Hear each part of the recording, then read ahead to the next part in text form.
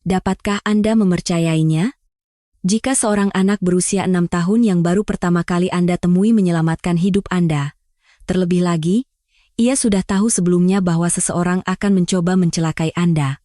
Bagi Bhaskara, hal itu benar-benar terjadi, tepatnya di restoran bunga rampai yang mewah itu.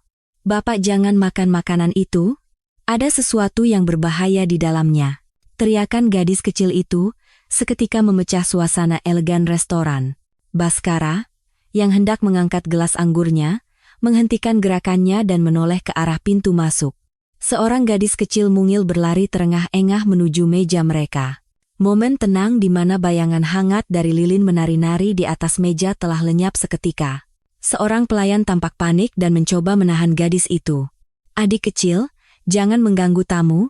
Namun, anak yang dipanggil Kirana itu menepis tangan pelayan dengan sekuat tenaga, seolah-olah hidupnya dipertaruhkan.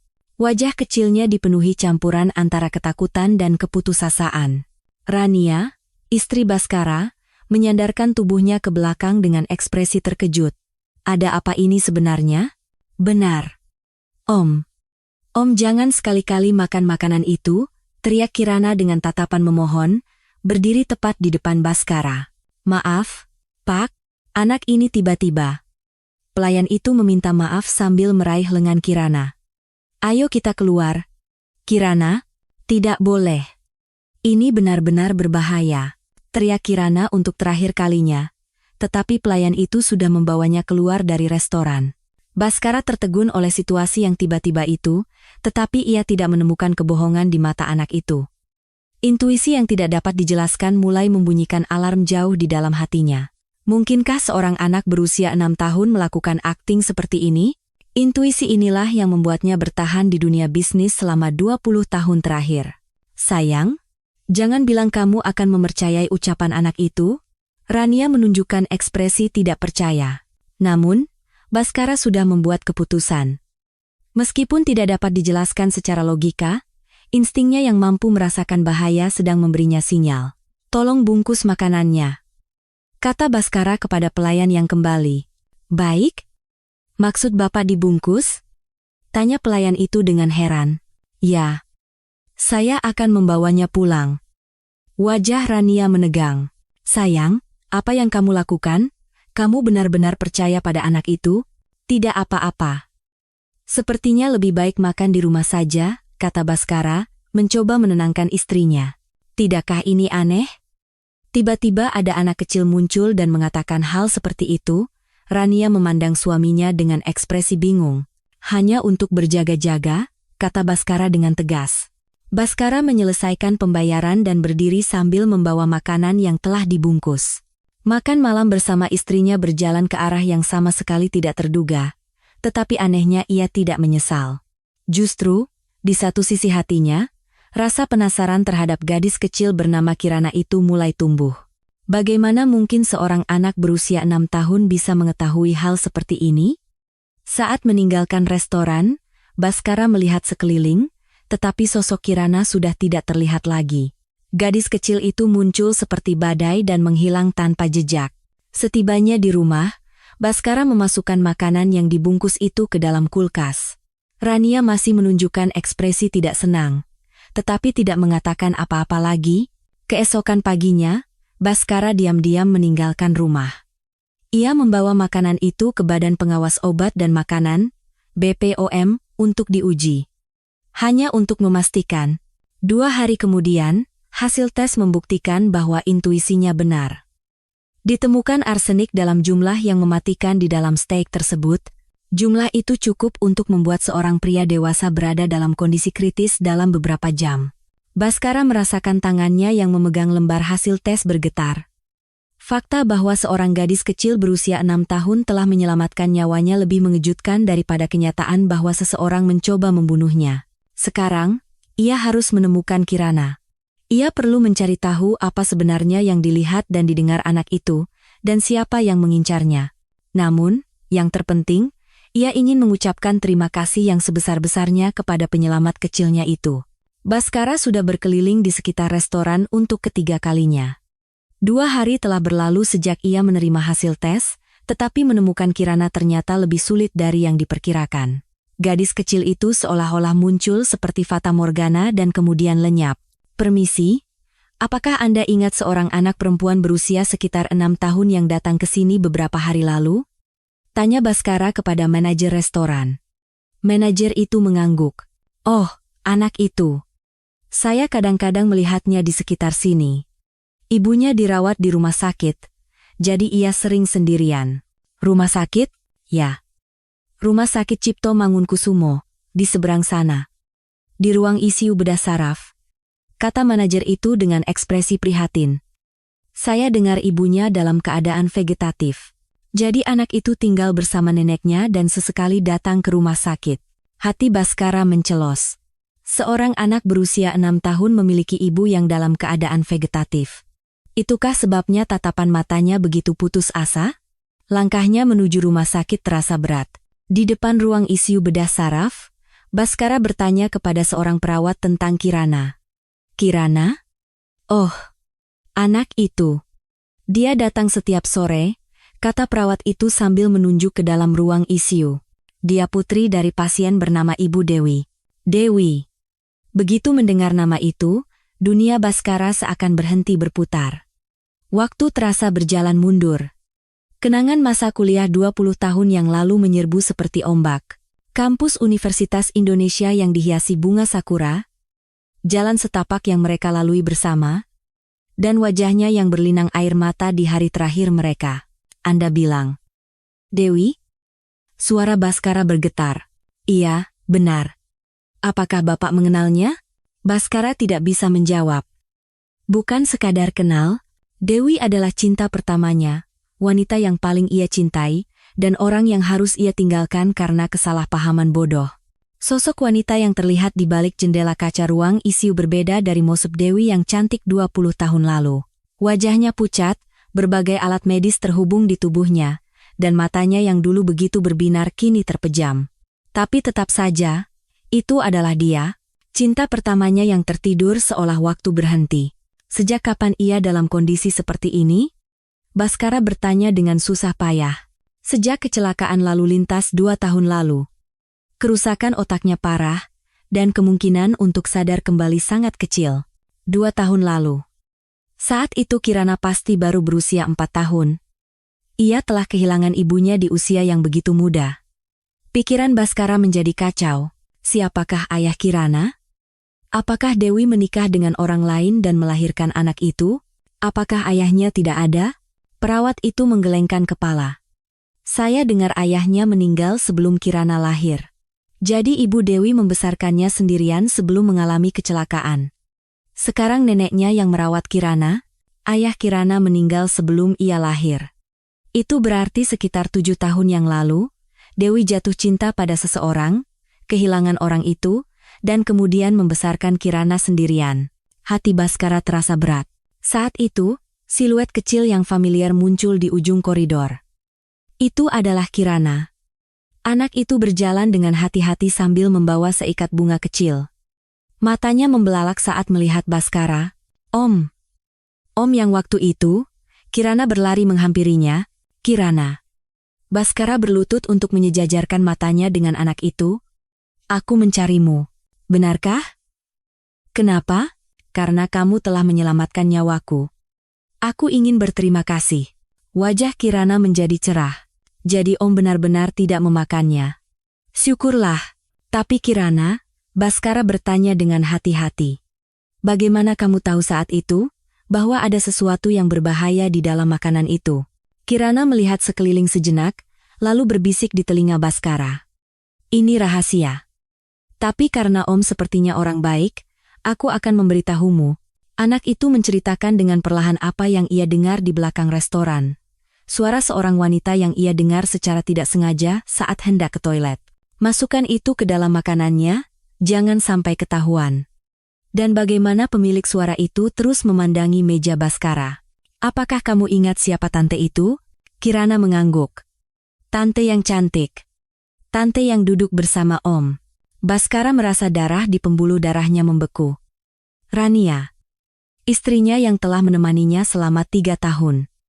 Wanita yang ia cintai dan percayai dengan sepenuh hati. Mencoba meracuninya. Kamu, Kamu benar-benar yakin? Suara Baskara bergetar. Iya. Aku melihat tante itu memasukkan sesuatu ke dalam makanan saat Om pergi ke toilet. Semua kepingan teka-teki mulai menyatu. Rania yang menyarankannya untuk pergi ke toilet, bagaimana ia sendirian di meja selama itu, dan reaksi paniknya saat Baskara ingin membungkus makanan itu. Kirana, mari kita jadikan cerita ini rahasia kita berdua. Jangan ceritakan pada siapapun, ya? Kirana mengangguk dengan serius. Iya, janji. Baskara mengelus kepala Kirana sambil memandang Dewi. Takdir benar-benar ironis. Putri dari cinta pertamanya telah menyelamatkan nyawanya, dan melalui anak itu, ia mengetahui pengkhianatan istrinya.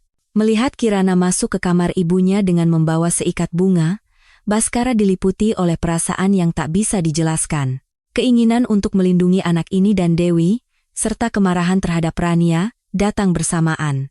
Namun, yang paling memenuhi pikirannya adalah pertanyaan tentang siapa ayah Kirana. Mungkinkah? Benar-benar mungkinkah? Hanya dengan memikirkan kemungkinan itu saja sudah membuat jantung Baskara berdebar kencang. Dalam perjalanan pulang, pikiran Baskara kacau balau. Fakta bahwa Rania mencoba membunuhnya sudah cukup mengejutkan. Tetapi pertemuan kembali dengan Dewi membuat hatinya semakin rumit, dan pertanyaan tentang Kirana terus menghantuinya. Ketika ia tiba di rumah, Rania sedang menunggunya di ruang tamu. Ia tersenyum seperti biasa, tetapi sekarang senyum itu terlihat sangat berbeda. Kamu pulang larut, sayang. Dari mana saja? Tanya Rania dengan wajar. Hanya keluar sebentar, jawab Baskara. Ia berusaha menyembunyikan tatapannya yang telah berubah saat memandang istrinya. Akhir-akhir ini kamu aneh? Kata Rania dengan ekspresi khawatir. Apakah ada masalah? Suara Rania terdengar penuh kekhawatiran. Tetapi bagi Baskara, itu semua terasa seperti akting. Ia tidak percaya bahwa istri yang telah hidup bersamanya selama 3 tahun bisa berbohong dengan begitu sempurna. Tidak, aku baik-baik saja. Baskara memaksakan senyum. Hanya urusan kantor yang sedikit rumit. Selama beberapa hari berikutnya, Baskara mulai melakukan penyelidikan secara diam-diam. Ia menyewa seorang detektif swasta untuk melacak jejak Rania, dan juga mengumpulkan informasi secara rahasia di dalam perusahaan. Jika seseorang ingin mencelakainya, pasti ada motif di baliknya. Seminggu kemudian, laporan dari detektif itu mengubah firasat terburuk Baskara menjadi kenyataan. Rania telah berselingkuh dengan salah satu pendiri perusahaan, Reza, selama 6 bulan terakhir. Foto-foto mereka keluar masuk hotel, pertemuan rahasia, dan yang paling mengejutkan adalah rekaman percakapan mereka. Sampai kapan kita harus sembunyi-sembunyi seperti ini? Itu suara Rania. Sabar sedikit lagi. Kalau Baskara tidak ada, perusahaan dan semua hartanya akan menjadi milik kita, suara Reza menyusul. Tapi bukankah itu terlalu berisiko? Bagaimana jika kita ketahuan? Kita tidak akan ketahuan. Rencananya sempurna. Kegagalan di restoran waktu itu memang di luar dugaan, tapi masih ada cara lain. Baskara merasa seluruh tubuhnya gemetar saat mendengarkan rekaman itu. Bagi mereka, ia hanyalah sebuah rintangan yang harus disingkirkan. Namun, Baskara tidak bertindak gegabah. Ia membutuhkan bukti yang lebih kuat, dan yang terpenting, ia harus melindungi Kirana. Jika ia bergerak terlalu cepat, anak itu juga bisa dalam bahaya. Mulai hari berikutnya, Baskara mulai bertemu dengan Kirana secara teratur. Ia mengunjungi rumah sakit atau bertemu seolah-olah kebetulan di dekat rumah tempat anak itu tinggal bersama neneknya. Setiap kali bertemu Baskara, Kirana tersenyum cerah, dan senyum polos itu menjadi satu-satunya penghiburan bagi Baskara di tengah situasi yang rumit. Om kenapa sering kesini? Tanya Kirana dengan mata penuh rasa ingin tahu. Hanya ingin bertemu Kirana, jawab Baskara dengan tulus. Dan juga ingin melihat ibumu. Om kenal Mama? Baskara ragu sejenak. Kami saling kenal sejak lama sekali. Kirana mengangguk. Kalau Mama sadar, nanti aku kenalkan pada Om, Mama orang yang sangat baik. Saat itu, hati Baskara terasa sesak. Kepercayaan Kirana yang tulus, cintanya yang tak berubah pada ibunya, dan keyakinan tanpa syaratnya pada dirinya sendiri. Semua ini membuatnya semakin teguh. Beberapa hari kemudian, Baskara membuat keputusan penting. Ia akan menggagalkan rencana Rania dan Reza dan mengungkap kebenaran kepada dunia. Ia berpikir bahwa menyerahkan mereka pada hukum adalah hal yang benar untuk dilakukan. Tapi ia terlalu naif. Ketika Baskara membawa bukti yang telah ia kumpulkan ke kantor polisi, detektif yang bertugas menunjukkan reaksi yang acuh tak acuh. Anda bilang ini percobaan pembunuhan berencana? Tapi korban tidak benar-benar mengonsumsi racunnya, kan? Tapi racun itu jelas terdeteksi. Dan ada saksi mata. Kesaksian anak berusia 6 tahun sepertinya akan sulit diterima di pengadilan, dan rekaman ini juga berpotensi ilegal.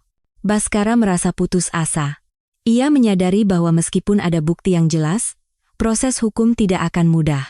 Masalah yang lebih besar terjadi setelah itu. Sehari setelah Baskara mengunjungi kantor polisi, desas-desus tentang dirinya mulai beredar di perusahaan. Paranoia akibat stres, tuduhan tidak berdasar terhadap istri dan rekan bisnisnya, bahkan dugaan penggelapan dana. Katanya Pak Baskara akhir-akhir ini jadi aneh, bisikan para karyawan terdengar. Stres membuatnya jadi sangat paranoid. Rania dan Reza telah bergerak lebih dulu. Serangan balik yang sempurna untuk merusak kredibilitas Baskara dan membuat tuduhannya dianggap sebagai masalah kejiwaan. Baskara menjadi terisolasi, bahkan orang-orang yang ia percayai mulai menatapnya dengan curiga, dan bukti-bukti yang ia kumpulkan perlahan-lahan kehilangan kekuatannya. Dan saat itulah hal yang paling mengerikan terjadi. Sore itu, Baskara seperti biasa sedang dalam perjalanan ke rumah sakit untuk bertemu Kirana. Pertemuan dengan anak itu kini menjadi satu-satunya penghiburan dan harapannya. Semakin besar rasa terasing di kantor dan pengkhianatan istrinya, semakin erat senyum tulus Kirana mencengkeram hatinya. Namun, ketika ia tiba di rumah sakit, ruang ICU tampak kacau. Perawat berlarian dengan panik, dan suara sirene terdengar dari arah UGD. "Ada apa?"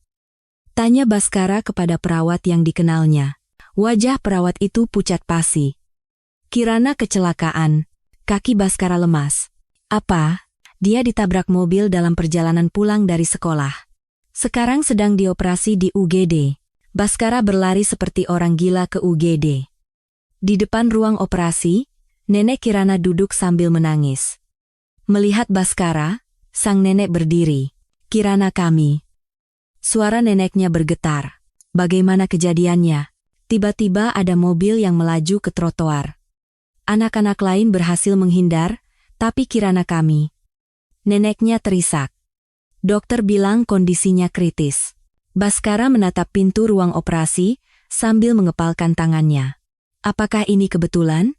Atau, saat itu, seorang detektif polisi mendekat. "Permisi, apa hubungan Anda dengan korban?" "Saya mengenalnya," jawab Baskara. Situasi kecelakaannya agak aneh. Menurut saksi mata, sepertinya mobil itu sengaja melaju ke trotoar. "Kami perlu memeriksa rekaman dashboardnya." Tapi, punggung Baskara terasa dingin. "Sengaja." "Kalau begitu, ini bukan kecelakaan." Operasi berlangsung selama 6 jam. Baskara menunggu bersama sang nenek. Selama itu, ia terus berpikir, seseorang pasti tahu bahwa ia menjadi dekat dengan Kirana. Dan juga tahu bahwa Kirana adalah satu-satunya saksi mata. Saat malam tiba, seorang dokter keluar dari ruang operasi. Ekspresinya serius. Untuk saat ini, nyawanya tidak dalam bahaya, tapi dokter itu berhenti sejenak. Trauma kepalanya sangat parah sehingga kemungkinan untuk sadar kembali sangat tipis. Neneknya jatuh terduduk. "Apa maksud Anda, Dok?" "Artinya, kemungkinan besar ia akan berada dalam kondisi vegetatif, sama seperti ibunya." Baskara jatuh dalam keputusasaan. Kirana, malaikat kecil yang menyelamatkan hidupnya, kini mengalami nasib yang sama dengan ibunya. Dan rasa bersalah bahwa semua ini terjadi karena dirinya menekannya dengan berat. Melihat Kirana yang dipindahkan ke ruang ICU, Baskara menangis. Tubuh kecil yang terhubung dengan berbagai alat medis, wajah pucat, tepat di ranjang sebelahnya, ibu Kirana, Dewi, terbaring dalam kondisi yang sama. Pemandangan ibu dan anak yang terbaring berdampingan tanpa kesadaran itu terlalu kejam. "Kirana," bisik Baskara sambil memegang tangan anak itu. "Maafkan aku. Ini semua terjadi karena aku." Saat itu, suara yang familiar terdengar dari belakang. "Sayang, sedang apa di sini?" Baskara berbalik dan melihat Rania berdiri di sana. Ia memasang ekspresi khawatir, tetapi bagi Baskara, ekspresi itu pun terlihat palsu. Aku dapat telepon dari rumah sakit. Apa kamu kenal anak ini? Tanya Rania. Aku mengenalnya. Jawab Baskara dengan dingin. Bagaimana kalian bisa kenal?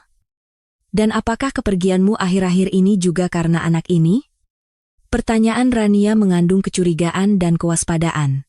Baskara menatap lurus ke arah istrinya. Ya, anak ini yang menyelamatkanku. Menyelamatkanmu? Malam itu di restoran. Kalau bukan karena anak ini, aku pasti sudah mati. Wajah Rania menegang sesaat. Apa maksudmu? Racun yang kamu masukkan ke dalam makanan itu? Kata Baskara pelan. Aku tahu semuanya. Rania. Rania tampak panik, tetapi ia segera menenangkan diri. Sayang, sepertinya stresmu terlalu berat akhir-akhir ini. Mungkin sebaiknya kamu ke dokter. Stres? Baskara tersenyum pahit. Kau berselingkuh dengan Reza selama 6 bulan, dan mencoba membunuhku, dan kau bilang itu karena stres? Apa yang kamu bicarakan? Kamu benar-benar sudah aneh. Rania terus menyangkal. Tapi dari sorot matanya, Baskara mendapatkan kepastian. Dugaannya benar. Anak ini adalah satu-satunya saksi perbuatanmu, kata Baskara. Itu sebabnya kau mencoba menyingkirkannya. Aku benar-benar tidak mengerti apa yang kamu bicarakan. Kamu sangat aneh akhir-akhir ini. Pulang dan istirahatlah. Saat Rania hendak berbalik, Baskara mencengkeram lengannya. Rania, aku bertanya untuk terakhir kalinya. Kau benar-benar tidak tahu? Rania menatap Baskara. Saat itu, topengnya benar-benar terlepas. Senyum dingin tersungging di bibirnya. Bisa kau buktikan? Bisik Rania. Anak itu bahkan tidak bisa bicara lagi sekarang. Dengan kata-kata itu, Rania meninggalkan rumah sakit. Baskara terpaku di tempat, menatap punggung istrinya yang menjauh. Sekarang tidak ada lagi keraguan. Rania benar-benar mencoba membunuhnya, dan dialah yang mencelakai Kirana. Malam itu, Baskara berjaga di samping tempat tidur Kirana. Sambil memegang tangan kecil itu, ia bersumpah. Ia akan mengungkap kebenaran, ia akan melindungi Kirana dan Dewi. Tapi kenyataan semakin mendorongnya ke dalam keputusasaan. Kondisi Kirana semakin memburuk dari hari ke hari, dan para dokter menilai kemungkinan pemulihannya hampir tidak ada. Beberapa hari kemudian, berita yang lebih mengejutkan sampai ke Baskara. Penyelidikan kecelakaan Kirana disimpulkan sebagai kecelakaan lalu lintas biasa. Pengemudinya dalam keadaan mabuk dan kejadian itu dianggap sebagai insiden yang tidak disengaja. Semuanya telah diatur dengan sempurna. Baskara kini yakin. Rania dan Reza bukan sekadar pasangan selingkuh, melainkan penjahat yang licik dan kejam. Dan target mereka berikutnya jelas adalah dirinya. Baskara berjaga malam keempatnya di depan jendela kaca ruang ICU. Sambil menatap Kirana dan Dewi yang terbaring berdampingan, ia gemetar karena ketidakberdayaannya. Keduanya bergantung pada alat medis dalam keadaan tidak sadar, dan para dokter tidak memberikan kabar yang menggembirakan. Kenapa harus anak-anak ini? Gumam Baskara. Sambil menatap tangan kecil Kirana, tiba-tiba sebuah pikiran aneh muncul di benaknya.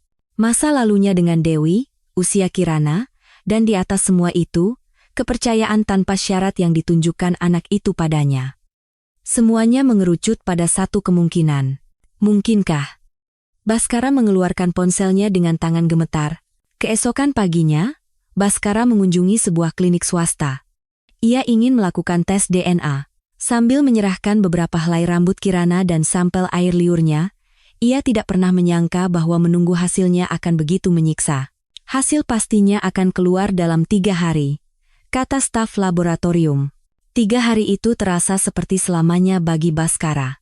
Di kantor, Rania dan Reza terus menatapnya dengan curiga, dan di rumah, Rania terus berpura-pura seperti tidak terjadi apa-apa. Di tengah situasi yang penuh kepalsuan dan kemunafikan, Baskara merasa semakin terisolasi. Pada hari ketiga sore, hasilnya akhirnya keluar. Probabilitas sebagai ayah adalah 99,9%, kata dokter dengan tenang. Tidak diragukan lagi, Anda adalah ayah biologisnya. Saat itu, dunia Baskara benar-benar runtuh. Kirana benar-benar putrinya. Anak yang lahir dari cintanya dengan Dewi, putri kandungnya yang telah hidup terpisah selama 7 tahun tanpa ia sadari. Terduduk di koridor rumah sakit, Baskara tidak bisa menghentikan tubuhnya yang gemetar. Kebahagiaan dan keputusasaan, kemarahan dan penyesalan, semua datang bersamaan. Fakta ajaib bahwa putrinya telah menyelamatkan dirinya, dan kenyataan kejam bahwa putrinya kini berada di ambang kematian saling bertabrakan. Putriku. Dia adalah putriku, Baskara terisak. Dan pada saat yang sama, kemarahan yang tak termaafkan membuncah. Semua yang telah dilakukan Rania dan Reza padanya menjadi semakin jelas. Mereka tidak hanya mengkhianatinya. Mereka mencoba merenggut nyawanya, mencelakai putrinya, dan mendorong cinta pertamanya ke dalam keputusasaan yang lebih dalam. Kembali ke ruang ICU, Baskara duduk di samping tempat tidur Kirana. Sekarang ia menatap wajah kecil itu dengan perasaan yang berbeda. Putri yang darahnya mengalir di tubuhnya, buah cinta dari hubungannya dengan Dewi. Kirana, ayah terlambat, bisik Baskara sambil memegang tangan Kirana. Tapi sekarang ayah sudah tahu. Ayah pasti akan memperbaiki segalanya. Ia menatap Dewi. Wanita yang pernah sangat ia cintai, dan wanita tangguh yang mencoba membesarkan putri mereka sendirian. Dewi juga menderita lebih parah karena perbuatan jahat Rania dan Reza. Dewi, maafkan aku. Aku tidak bisa melindungi kalian. Suara Baskara bergetar. Tapi mulai sekarang akan berbeda. Aku tidak akan pernah memaafkan orang-orang yang membuat kalian seperti ini. Saat itu, semua menjadi jelas di benak Baskara. Balas dendam terhadap Rania dan Reza bukan lagi pilihan, melainkan keharusan. Semua yang telah mereka lakukan padanya. Percobaan pembunuhan, pengkhianatan, perselingkuhan, dan di atas semua itu, perbuatan mereka yang telah mencelakai putri dan wanita yang ia cintai.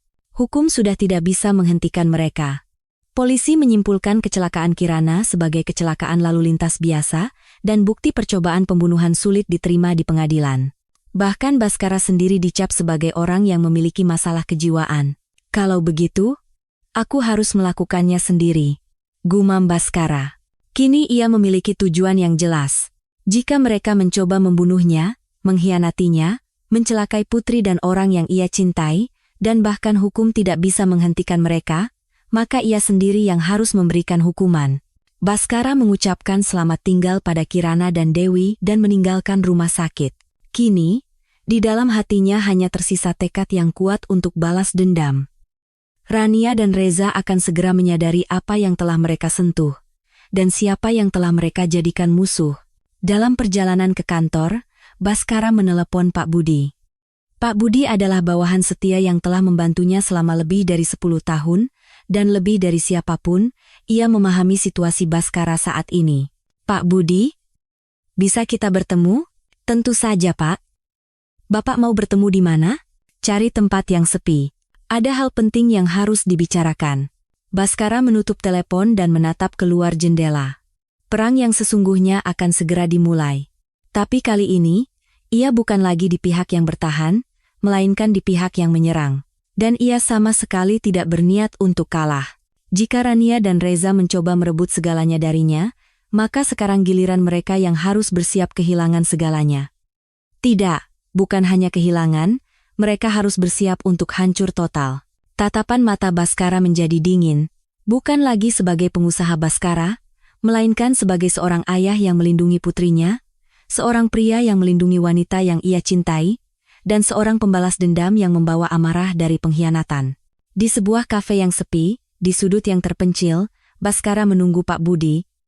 Hujan turun di luar jendela, dan suasana muram itu terasa cocok dengan suasana hati Baskara. 10 menit kemudian, Pak Budi mendekat dengan hati-hati. Pak, sapa Pak Budi sambil duduk dan mengamati wajah Baskara. Bapak terlihat sangat lelah. Pak Budi, kata Baskara dengan suara rendah. Ada beberapa hal yang ingin saya tanyakan. Silakan, Pak. Sejauh mana kamu tahu tentang hubungan Rania dan Reza? Pak Budi ragu sejenak. Jika Bapak sudah tahu, saya juga sudah menduganya. Tapi bukti pastinya. Sekarang sudah ada bukti pastinya. Baskara mendorong laporan detektif di atas meja, dan ada hal-hal yang lebih serius dari ini. Wajah Pak Budi semakin menegang saat ia membaca laporan itu.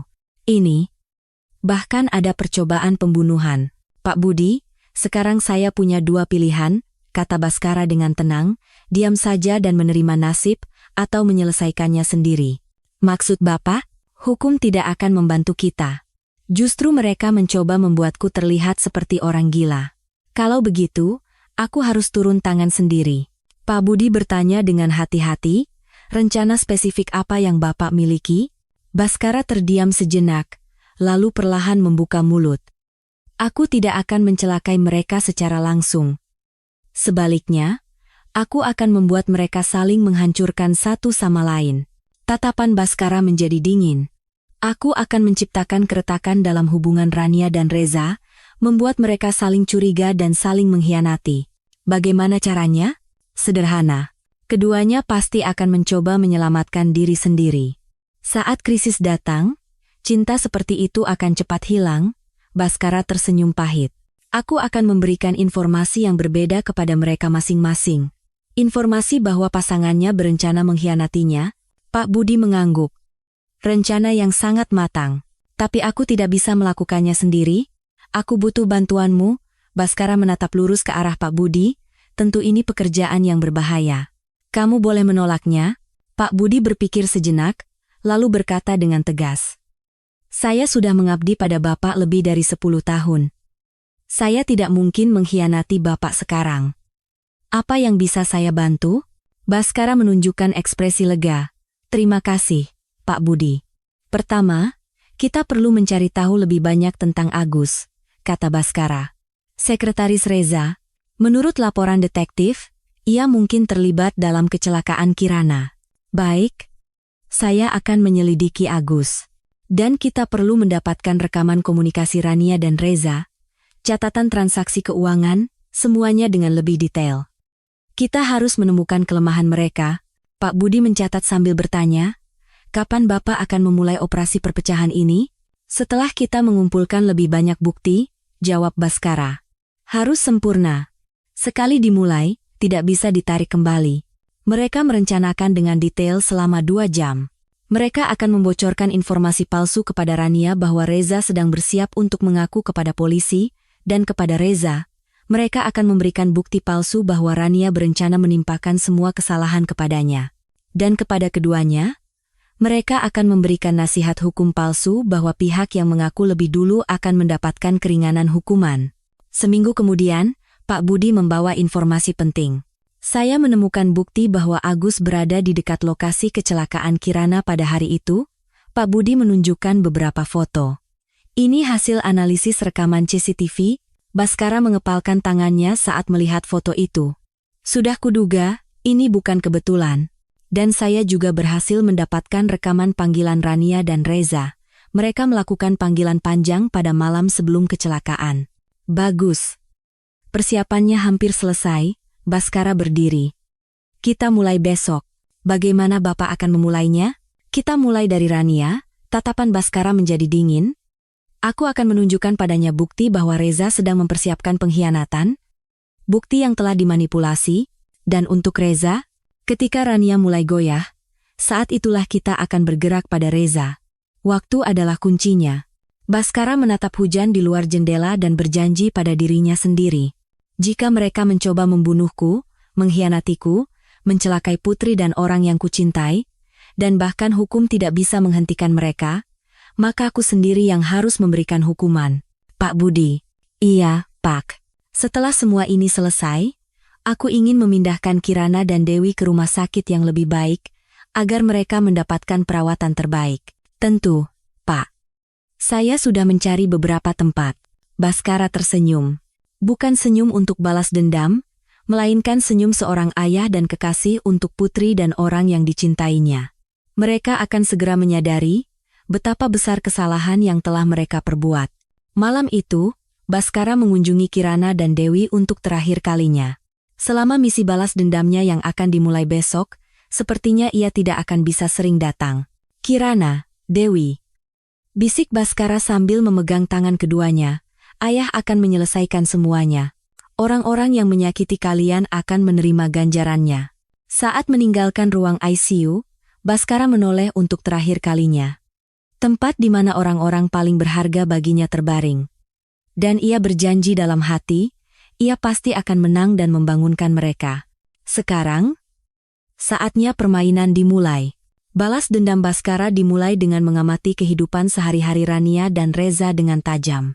Alih-alih menggunakan bukti palsu yang sepenuhnya direkayasa, ia memutuskan untuk memanfaatkan tindakan nyata mereka secara licik dan menanamkan kecurigaan dengan cara yang alami. Reza memang sedang berkonsultasi dengan pengacara pribadinya. Konsultasi itu mengenai risiko hukum perusahaan dan masalah yang mungkin timbul dari hubungannya dengan Bhaskara. Bhaskara mengetahui fakta ini dan memanfaatkannya dengan sempurna. Pada hari Selasa sore, saat Rania sedang bekerja di kantor, Pak Budi mendekatinya dengan wajar. "Bu Rania, saya mau bicara soal penyesuaian jadwal minggu ini." Pak Budi menyerahkan beberapa dokumen. "Oh ya, sepertinya Pak Reza akhir-akhir ini sibuk dengan urusan pribadi. Beliau sering ada pertemuan di luar." "Pertemuan di luar?" "Iya. Beliau rutin pergi ke arah firma hukum Assegaf Hamzah, Partners. Sepertinya ada urusan konsultasi hukum pribadi." Rania menunjukkan ekspresi yang aneh. "Firma hukum?" "Iya. Sepertinya setiap hari Selasa beliau punya janji di sana," kata Pak Budi seolah-olah tidak ada apa-apa. Rania belum pernah mendengar hal itu dari Reza. Kenapa ia perlu bertemu pengacara? Dan kenapa ia tidak memberitahunya? Malam itu, saat bertemu dengan Reza, Rania bertanya dengan wajar. "Katanya kamu sedang ada konsultasi hukum pribadi?" Wajah Reza seketika menegang. "Bagaimana kamu tahu?" "Pak Budi tadi menyinggungnya saat membicarakan jadwal." "Ada urusan apa kamu bertemu pengacara?" "Itu." Reza ragu-ragu. "Ada urusan pekerjaan yang perlu aku konsultasikan secara pribadi." Sebenarnya, Reza sedang berkonsultasi dengan pengacara untuk mengantisipasi kemungkinan sengketa hukum dengan Bhaskara dan jika hubungan mereka terbongkar, tetapi ia tidak bisa mengatakannya secara jujur kepada Rania. Rania mulai curiga melihat ekspresi panik dan jawaban Reza yang samar. Jika ini urusan perusahaan, kenapa tidak menggunakan tim hukum internal? Dan kenapa tidak memberitahuku? Pada saat yang sama, Bhaskara juga menyiapkan benih kecurigaan untuk Reza. Bhaskara mengetahui bahwa Rania baru saja menarik sejumlah besar uang untuk investasi properti dan ia memanfaatkannya dengan licik. Pada hari Kamis pagi, saat Reza masuk ke mobilnya, ia menemukan sesuatu yang aneh di kursi penumpang. Sebuah bukti penarikan bank atas nama Rania. Tertera jumlah yang sangat besar, 3 miliar rupiah. Reza yakin kemarin tidak ada benda seperti itu di mobilnya. Rania memang meminjam mobilnya sebentar tadi malam. Sepertinya jatuh saat itu. Kenapa Rania tiba-tiba butuh uang sebanyak ini? Reza merasa curiga, terutama karena Rania sama sekali tidak menyinggungnya. Malam itu, Reza bertanya dengan hati-hati. "Rania, apa kamu ada pengeluaran besar baru-baru ini?" "Kenapa tiba-tiba?" "Aku menemukan bukti penarikan bank di mobil, jumlahnya cukup besar." Rania tampak sedikit panik. "Oh, itu untuk investasi pribadi." "Investasi apa? Dan kenapa kamu tidak bilang padaku?" "Belum pasti, jadi aku berencana memberitahumu kalau sudah jelas." Reza merasa Rania menyembunyikan sesuatu yang penting darinya. Bhaskara, melalui Pak Budi, mulai membocorkan informasi yang lebih spesifik. Pada hari Senin sore, Pak Budi mendekati Rania. "Bu Rania, mengenai konsultasi hukum Pak Reza." Pak Budi berkata dengan hati-hati, "Saya tidak sengaja mendengar mereka membicarakan soal syarat pengakuan atau skema negosiasi." Wajah Rania menjadi pucat. "Apa katamu?" "Saya hanya khawatir. Jangan-jangan beliau sedang ada masalah hukum." Rania terkejut. Apakah itu berarti Reza sedang mempertimbangkan untuk mengaku terkait masalah hukum? Mungkinkah itu terkait dengan urusan mereka? Pada saat yang sama, sebuah bukti baru muncul di laci meja Reza. Sebuah memo yang seolah-olah merupakan korespondensi antara Rania dengan sebuah perusahaan konsultan investasi luar negeri. Di sana tertulis kata-kata seperti transfer dana darurat, pembukaan rekening luar negeri, proses cepat. Ketika Reza menemukan memo itu, seolah-olah Rania sedang bersiap untuk melarikan diri ke luar negeri. Pada hari Rabu malam, saat keduanya bertemu, suasananya sudah benar-benar berbeda. "Reza," kata Rania dengan hati-hati, Kalau seandainya urusan kita ini menjadi masalah, apa yang akan kamu lakukan? Reza menjadi tegang. Kenapa tiba-tiba bicara seperti itu? Hanya untuk jaga-jaga. Bukankah kita harus bersiap untuk kemungkinan terburuk? Bersiap? Bersiap untuk apa? Kata-kata Pak Budi bahwa Reza sudah mempertimbangkan untuk mengaku terus terngiang di benak Rania. Kamu tidak berencana untuk melimpahkan tanggung jawab pada seseorang, kan? Apa maksudmu? Reza membantah dengan kaget. Kenapa aku harus berpikir seperti itu? Tapi bagi Rania, reaksi keras Reza justru membuatnya semakin curiga. Reza juga menguji Rania. Rania, apa kamu punya rencana investasi di luar negeri? Investasi luar negeri? Rania tampak panik. Kenapa tiba-tiba bertanya seperti itu? Hanya bertanya. Kalau seandainya kita harus bersembunyi untuk sementara waktu, apa yang akan kamu lakukan? Rania merasa merinding. Bersembunyi? Maksudmu kabur ke suatu tempat? Bukan begitu. Reza, jangan-jangan kamu berencana kabur sendirian dan meninggalkanku? Percakapan mereka semakin mengarah pada saling curiga. Meskipun mereka saling mencintai, dalam situasi krisis, insting untuk bertahan hidup mulai bekerja lebih dulu daripada cinta. Setelah 2 minggu penuh kecurigaan dan kesalahpahaman, keduanya merasa tidak bisa melanjutkan situasi ini. Jumat malam, Rania menelepon Reza. Reza, kita perlu bicara serius. Aku juga berpikir begitu. Jawab Reza. Kita tidak bisa terus seperti ini. Di mana kita bertemu? Di tempat yang sepi. Bagaimana kalau di vilaku? Tidak ada siapa-siapa dan kita bisa bicara dengan tenang. Baik. Besok malam kita bertemu. Keduanya memiliki pikiran yang berbeda. Rania ingin memastikan apakah Reza berencana mengkhianatinya, dan Reza ingin memastikan apakah Rania sedang merencanakan pelarian. Namun, karena keduanya masih saling mencintai, mereka berharap bisa menyelesaikan kesalahpahaman melalui percakapan jujur untuk terakhir kalinya. Baskara menyaksikan semua situasi ini dengan puas. Tinggal langkah terakhir yang tersisa. Mereka akan bertemu di villa dan meledakkan semua kecurigaan mereka satu sama lain.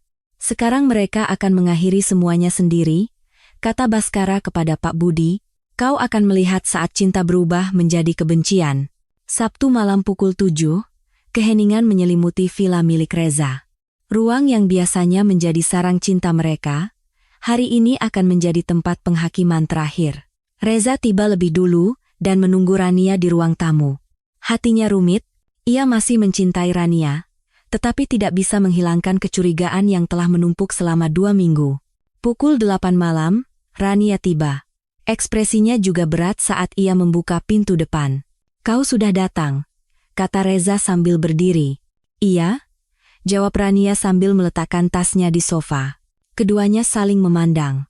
Dulu mereka begitu mesra, tetapi sekarang ada ketegangan yang aneh di antara mereka. Duduklah, kata Reza lebih dulu. Rania duduk di sofa, dan Reza duduk di seberangnya, dipisahkan oleh meja ruang tamu. Kita tidak bisa terus seperti ini. Rania membuka pembicaraan. Aku juga berpikir begitu. Reza mengangguk. Hubungan kita jadi sangat aneh akhir-akhir ini. Reza, kata Rania sambil menatapnya tajam. Jujur saja. Apa kau mencurigaiku? Reza ragu sejenak. Bukan mencurigai, tapi sepertinya kau menyembunyikan sesuatu dariku. Menyembunyikan sesuatu? Soal investasi luar negeri itu, dan penarikan uang dalam jumlah besar itu, kata Reza dengan hati-hati. Apa kau punya rencana tertentu? Wajah Rania menegang. Rencana? Rencana apa yang kau maksud? Kalau seandainya urusan kita terbongkar, apa kau tidak berencana pergi ke suatu tempat sendirian? Apa? Suara Rania meninggi. Kau pikir aku akan meninggalkanmu dan kabur? Bukan begitu. Lalu apa? Kau pikir aku pengkhianat? Rania berdiri. Reza. Sadarkah kau apa yang kau bicarakan? Reza juga berdiri. Rania, tenang dulu. Aku hanya. Tenang? Rania tertawa sinis. Kau pikir aku tidak tahu kau bertemu pengacara dan membicarakan syarat pengakuan? Wajah Reza menjadi pucat. Apa? Aku dengar dari Pak Budi. Kau membicarakan syarat pengakuan dan skema negosiasi di firma hukum itu, suara Rania menjadi dingin. Lalu kenapa kau menyembunyikannya dariku? Rania, Itu salah paham, kata Reza dengan cepat. Aku bukan mau mengaku. Lalu apa? Jelaskan. Reza ragu-ragu. Jika ia mengatakan yang sebenarnya, Rania akan semakin marah, tetapi jika ia berbohong, nuraninya tidak mengizinkan. Aku hanya berkonsultasi untuk berjaga-jaga. Berjaga-jaga? Rania mendekat. Berjaga-jaga untuk apa? Jika urusan kita terbongkar? Jadi kau berencana menjualku? Bukan. Teriak Reza. Aku mencoba melindungimu. Melindungiku? Rania mencibir. Mencari tahu syarat pengakuan itu caramu melindungiku? Reza merasa frustrasi. Rania, kau salah paham. Aku salah paham? Rania mengeluarkan sesuatu dari tasnya. Kalau begitu, ini juga salah paham? Itu adalah dokumen yang seolah-olah merupakan korespondensi antara Reza dengan pengacaranya. Sebenarnya itu adalah rekayasa Baskara, tetapi bagi Rania, itu terlihat asli. Apa ini? Reza mengambil dokumen itu. Aku tidak pernah menerima yang seperti ini. Jangan bohong. Teriak Rania. Aku menemukannya di mejamu. Reza membaca dokumen itu dan menemukan isinya menyatakan bahwa ia akan melimpahkan semua tanggung jawab kepada Rania. Tapi ia belum pernah melihat atau membuat dokumen seperti itu.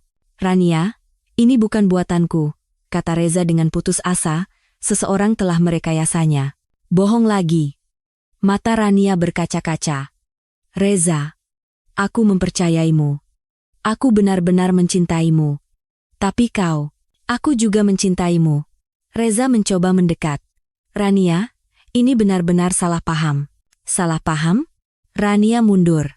Kalau begitu, rencanaku untuk kabur ke luar negeri juga salah paham? Apa? Reza bingung. Memo yang kau temukan di mejaku itu. Soal pembukaan rekening luar negeri dan transfer dana darurat itu. Reza sadar. Kalau begitu, kita berdua. Berdua apa? Seseorang sedang mencoba mengadu domba kita. Teriak Reza. Rania. Kita sedang ditipu. Rania berhenti sejenak. Ditipu? Ya, aku tidak pernah membuat dokumen itu. Dan kau juga tidak punya rencana kabur ke luar negeri, kan? Rania perlahan-lahan mulai menyadari. Kalau begitu, Baskara. Pasti Baskara yang melakukan ini pada kita. Keduanya saling memandang sejenak. Itu adalah momen ketika mereka menyadari kebenaran. Tapi sudah terlambat. Kecurigaan dan luka yang telah menumpuk selama 2 minggu tidak mudah hilang. Tetap saja, kata Rania dengan suara dingin. Fakta bahwa kau mencurigaiku itu benar, kan? Kau juga sama saja, bantah Reza. Kau juga mencurigaiku? Itu karena kau yang lebih dulu bersikap aneh. Tidak masuk akal. Kau juga menyembunyikan sesuatu dariku. Suara mereka semakin keras.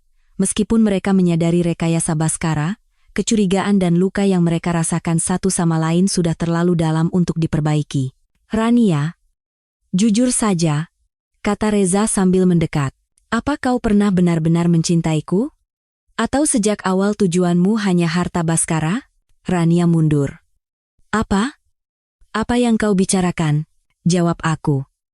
Apa kata-katamu padaku tulus? Bagaimana denganmu? Suara Rania juga menjadi tajam. Apa kau benar-benar mencintaiku? Atau kau hanya butuh kaki tangan untuk menyingkirkan Baskara dan merebut perusahaan? Kaki tangan? Reza marah. Siapa yang pertama kali mengusulkan rencana pembunuhan itu? Itu karena kau yang lebih dulu bilang kita harus menyingkirkan Baskara. Aku tidak pernah membicarakan cara se-ekstrem itu. Keduanya saling berteriak sambil mendekat. Semua emosi yang terpendam mulai meledak. Kalau bukan karenamu, aku tidak akan terlibat dalam semua ini. Teriak Rania. Aku juga sama. Kalau kau tidak menggodaku, aku tidak akan mengkhianati Baskara. Reza mencengkeram lengan Rania. Semua ini karena kau. Lepaskan. Rania mendorong Reza. Reza terhuyung ke belakang dan kepalanya membentur sudut lemari. Darah seketika mengalir. Reza. Rania mendekat dengan kaget. Tapi Reza sudah kehilangan akal sehat karena amarah dan rasa sakit. Ia bangkit sambil mengambil sesuatu dari dalam lemari. Sebuah tongkat golf. Ini akhir kita, Rania. Reza mengangkat tongkat golf itu. Salah satu dari kita harus berakhir di sini. Rania mundur ketakutan. Reza, tenanglah. Tapi Reza sudah kehilangan akal sehat. Amarah dan rasa pengkhianatan yang menumpuk, ditambah darah yang mengalir dari kepalanya, membuatnya semakin gila. Rania mengambil vas bunga di dekatnya. Jangan mendekat. Semua ini salahmu. Reza mengayunkan tongkat golf. Rania mencoba menangkis dengan vas bunga, tetapi kekuatan tongkat golf lebih besar. Vas bunga pecah dan melukai lengan Rania. Rania berteriak. Dalam situasi yang penuh amarah, ketakutan, dan rasa sakit, keduanya terus berkelahi. Rania menjegal kaki Reza hingga jatuh, dan Reza saat jatuh menarik Rania bersamanya. Keduanya bergulingan di lantai, mencoba saling melukai. Dulu mereka saling mencintai, tetapi kini mereka adalah musuh yang paling dibenci. Pada saat terakhir, keduanya secara bersamaan menderita luka fatal. Kepala Reza kembali terbentur dinding, dan Rania menderita luka dalam di dadanya. Keheningan menyelimuti ruang tamu, keduanya terbaring berdampingan di lantai, terengah-engah. Di mata mereka, tidak ada lagi kemarahan atau cinta. Hanya penyesalan dan kehampaan yang tersisa. Rania, bisik Reza dengan sisa tenaganya. Kenapa kita jadi seperti ini? Rania juga menjawab dengan susah payah. Aku tidak tahu. Mungkin kita terlalu serakah. Tak lama kemudian, keheningan total menyelimuti villa itu. Baskara, yang menyaksikan semuanya dari kejauhan, turun dari mobil dan berjalan menuju villa. Momen balas dendamnya telah selesai. Tapi saat tiba di depan villa, hati Baskara terasa berbeda dari yang ia duga. Alih-alih merasakan kegembiraan kemenangan, kehampaan yang aneh menyelimutinya. Balas dendam telah selesai, tetapi Kirana dan Dewi masih belum sadar. Baskara bahkan tidak melihat ke dalam villa dan berbalik. Sekarang, saatnya untuk memulai hal yang benar-benar penting. Bukan balas dendam, melainkan mendapatkan kembali orang-orang yang ia cintai. Sebulan telah berlalu sejak balas dendam itu berakhir. Baskara setiap pagi mengunjungi rumah sakit dan berada di sisi Kirana dan Dewi. Kematian Rania dan Reza diberitakan oleh media sebagai kecelakaan tragis akibat konflik antara mitra bisnis, dan tidak ada kecurigaan yang ditujukan kepada Baskara. Balas dendam yang sempurna, tapi kegembiraan kemenangan tidak bertahan lama. Sejak malam ia kembali dari villa, Baskara dilanda kehampaan yang aneh. Meskipun balas dendam telah selesai, hatinya tidak terisi, karena Kirana dan Dewi masih belum sadar. Pak Budi, memanggil dengan hati-hati. Rumah sakit di Swiss itu sudah memberi kabar. Mereka siap menerima pasien kapan saja. Baskara mengangguk. Bagus. Siapkan semuanya besok. Ia berencana memindahkan Kirana dan Dewi ke rumah sakit di Swiss yang memiliki tim medis terbaik di dunia. Berapapun biayanya, tidak masalah. Kini, satu-satunya tujuannya adalah membangunkan mereka. Namun, sehari sebelum pemindahan, keajaiban terjadi. Saat Baskara seperti biasa masuk ke ruang ICU, para perawat tampak berkerumun dan seorang dokter berlari dengan panik. Ada apa? Tanya Baskara kepada seorang perawat. Suara perawat itu bergetar. Kirana. Kirana sudah sadar. Kaki Baskara lemas. Apa? Tadi subuh tiba-tiba ia membuka mata. Dan sekarang kesadarannya sudah pulih sepenuhnya. Secara medis, ini adalah keajaiban yang tidak bisa dijelaskan. Baskara berlari seperti orang gila ke kamar Kirana. Dan di sana, setelah 7 bulan, ia menyaksikan pemandangan yang sangat ia rindukan. Kirana duduk di tempat tidur, masih pucat, tetapi jelas sudah sadar. Om. Kirana tersenyum cerah saat melihat Baskara. Baskara berlari ke samping Kirana dan berlutut. Air mata mengalir dengan sendirinya. Kirana.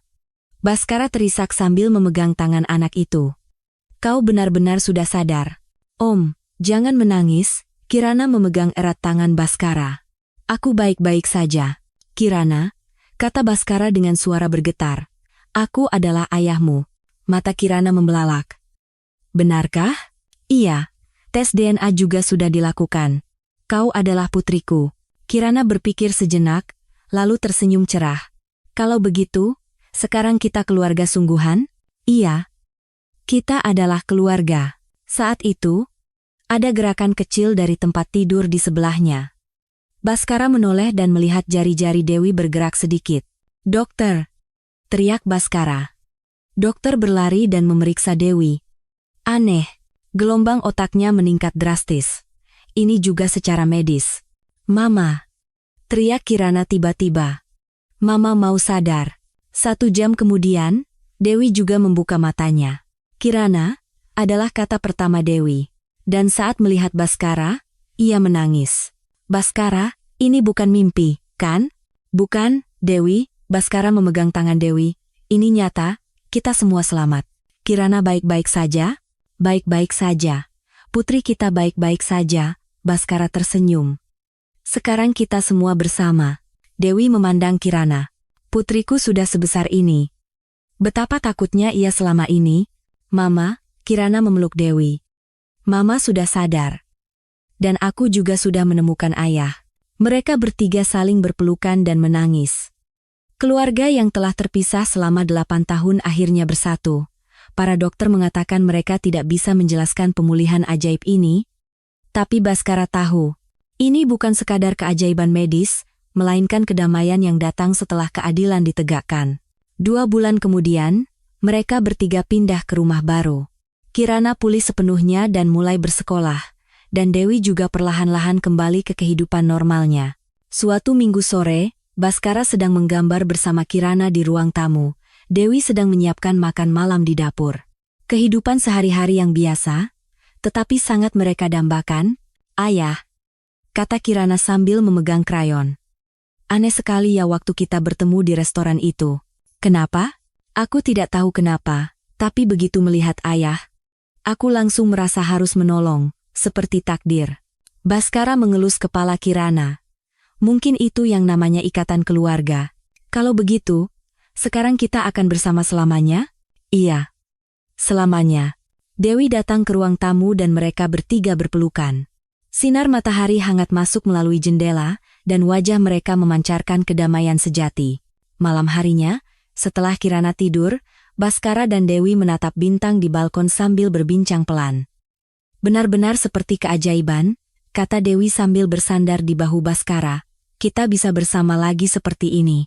"Iya," jawab Baskara sambil memeluk Dewi. "Ini adalah awal yang baru bagi kita. Selama membesarkan Kirana sendirian, aku selalu merasa bersalah, karena tidak bisa memberitahunya bahwa kau adalah ayahnya. Jangan katakan itu. Kau telah membesarkan Kirana dengan luar biasa sendirian. Sekarang kita bersama." "Itu sudah cukup," Baskara berpikir. Selama proses balas dendamnya, ia belajar banyak hal. Apa yang coba direbut oleh Rania dan Reza darinya adalah nyawa dan hartanya, tetapi apa yang ia dapatkan kembali jauh lebih berharga. Yang ia dapatkan kembali adalah semua cinta yang telah hilang. "Devi." "Iya, jangan pernah berpisah lagi." "Tentu saja. Tidak ada lagi yang bisa memisahkan kita." Keduanya saling memandang dan tersenyum. Luka masa lalu dan bayang-bayang balas dendam telah sirna, hanya cinta dan harapan yang tersisa. Kisah mereka dimulai dengan balas dendam, tetapi berakhir dengan cinta, dan cinta itu adalah kemenangan yang jauh lebih sempurna dan indah daripada balas dendam manapun. Balas dendam telah berakhir, tetapi kemenangan sejati baru saja dimulai. Apa yang Baskara dapatkan kembali bukan sekadar keadilan, melainkan hal-hal yang paling berharga di dunia. Putri yang ia cintai, Kirana, cinta pertamanya dan cinta abadinya, Dewi, dan semua waktu yang akan mereka habiskan bersama sebagai keluarga yang utuh.